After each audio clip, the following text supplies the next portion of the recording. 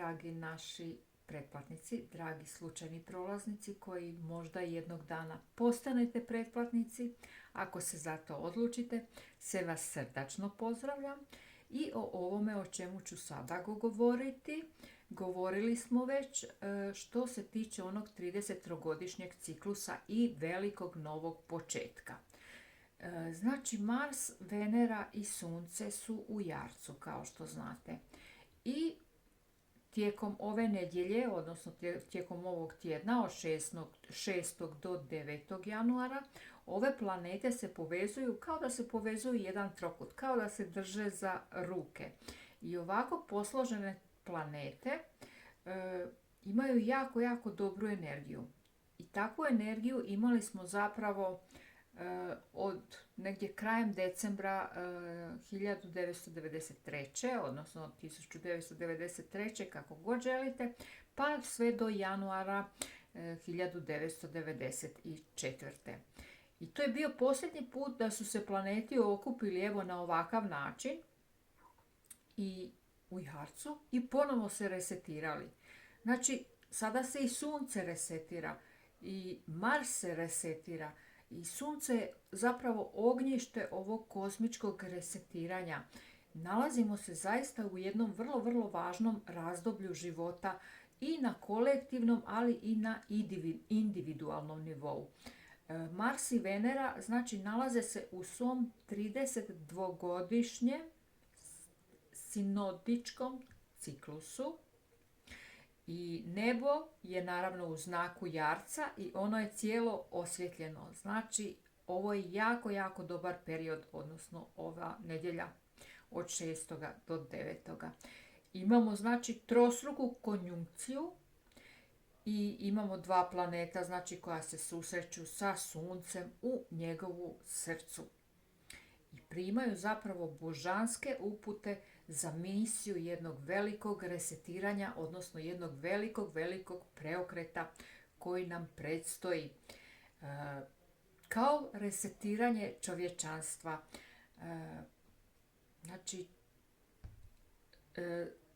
Inače znak Jarca, povezan je sa saturnovskim temama, a te teme se tiču upravljanja, otpornosti i obično nekakve strukture života, jer kažu da Saturn jeste učitelj.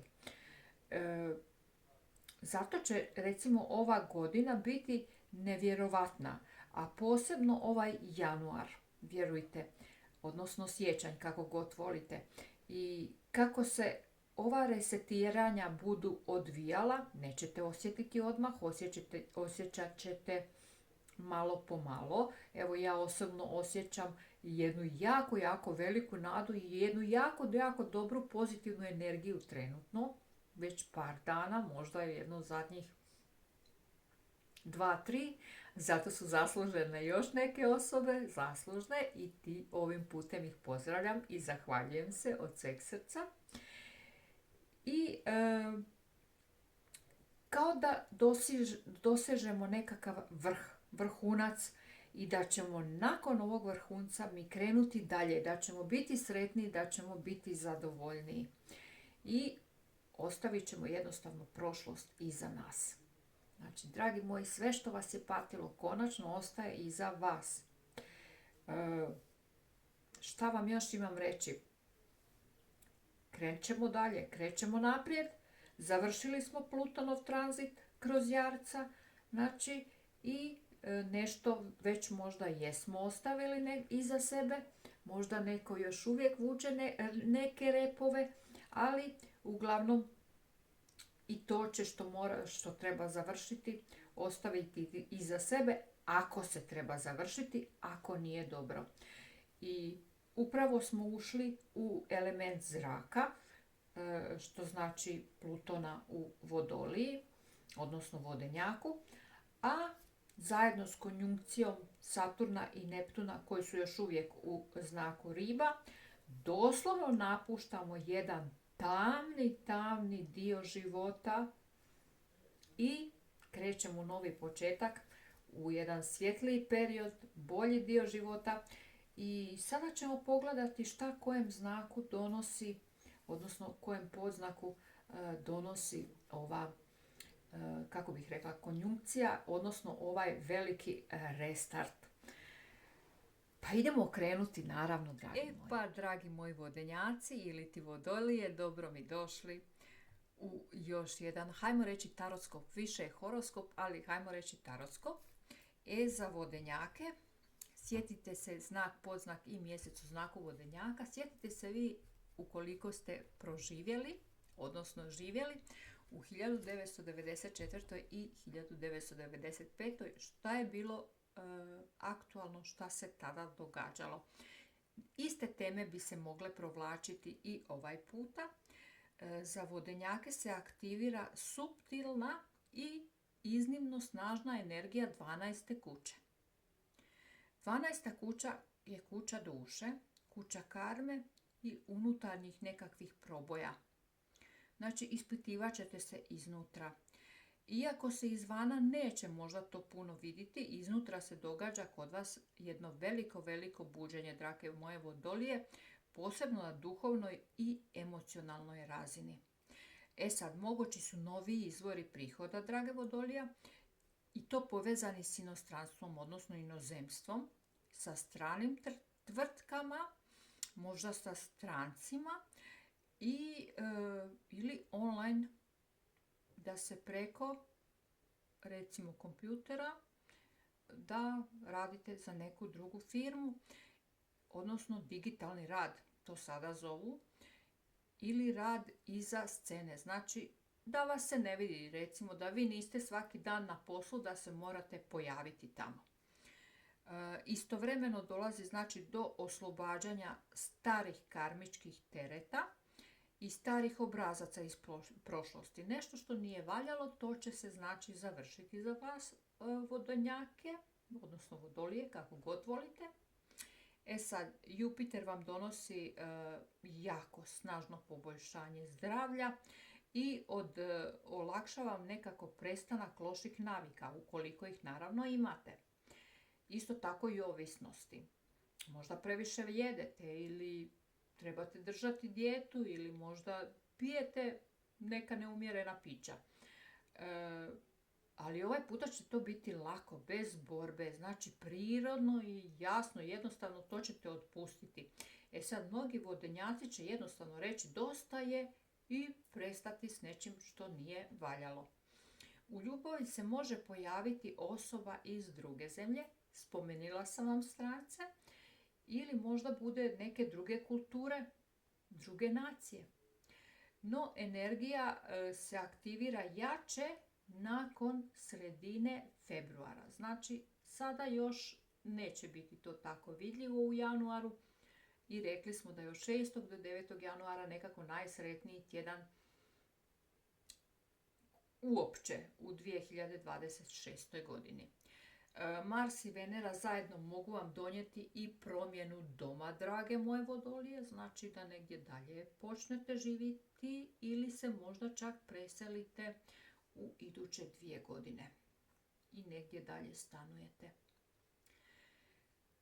Sad, znači sve je kod vas moguće, i promjena doma i ljubavi, i ovo razdoblje je spontanih uvida, duhovnih proboja, spomenuli smo ih, i sve ćete to raditi tiho, ali dio je vaše transformacije koju ćete i tako odraditi, drage vodolije, i koja zaista neće biti loša. Što se više prepustite, bit će vam lakše. Rekla sam, bit će vam se lakše riješiti i nekih loših navika.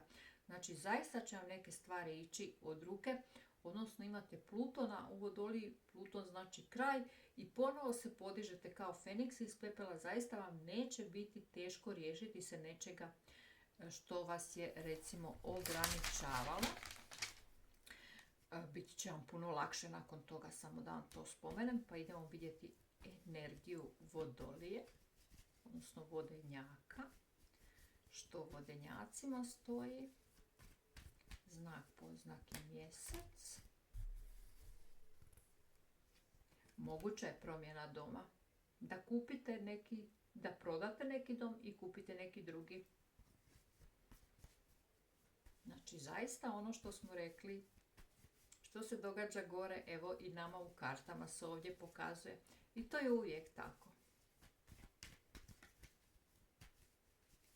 Zato tako dobro vidimo u karte, što pokupimo dobre energije. Da vidimo dalje. Vodolija. Evo vas u transformaciji. I stvarno neće vam biti teško. Moguće da budete poslovali, vidite da je ovo karta puta, sa nekim strancima, odnosno ili upoznate možda nekog stranca koji vam odvuče pažnju, odnosno osobu iz strane zemlje, i tu bi još mogli profitirati. Ne znam jesmo li to rekli u horoskopu, odnosno astrološki. Ovo vam je promjena identiteta koja vam zaista, neće teško pasti, nego pobijedit ćete sve što ne valja. Nekako jednostavno idete za tim da sve što ne valja odbacite od sebe i tako će i biti. Kao da ćete možda prekinuti, možda se i preselite, možda prekinete i neke odnose s nekim ljudima, ali sve će vam to na kraju donijeti nešto dobro. Nešto dobro i nešto novo. Evo ga, i Uran, pogotovo kad Uran uđe, mislim da je 26. aprila, odnosno 26. travnja, Uran ulazi u znak blizanaca, tada će posebno vam nešto se događati. Od tada, znači, moguće da sklopite i nekakav, ali sa stranim zemljama, dosta mi je ovdje neka strana zemlja u pitanju, i da dobijete veliku količinu novca, odnosno zaradite više novaca nego što ste ovdje zarađivali. Kod vas je, znači, velika transformacija, 2 karte to pokazuju. Ispali ste vi, nemojte gledati na kartu, ova karta označava vašu energiju, bez obzira koje, ispao je put i nekakvi poslovi sa stranim zemljama gdje vi možete jako dobro profitirati. Evo, hvala vam lijepo, malo sam razdužala, drage moje vodolije ili vodenjaci. Ukoliko želite možete se pretplatiti, a mi se gledamo i čujemo, slušamo. Do gledanja. I pa, dragi moji, ovo je ovako općenito za sve vas, za kolektiv. Danas inače veliki dan i za vas i veliki dan meni, jer je snimanje i ne mogu vjerovati da zaista evo opet snimam. Nisam planirala na blagdane snimati, ali evo šta je tu je. Sve smo završili. Ne zaboravite lajkati.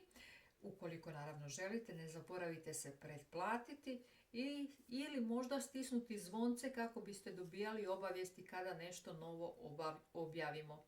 Naravno, kažem, ako želite, ne zaboravite ovo podijeliti s prijateljima i sa obitelji, odnosno porodicom. Dakle, ovaj video bi trebao izaći 6. Snimamo 6.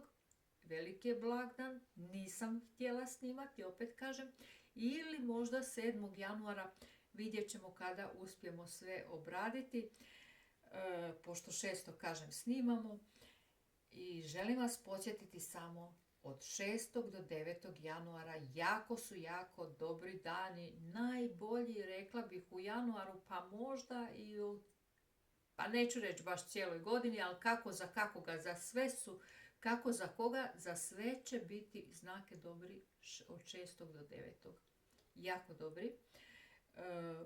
Znači, promjene se odvijaju na svim poljima u iduće 2 godine. Ja vam želim puno sreće, sretan blagdan i čuvajte se i vidimo se uskoro.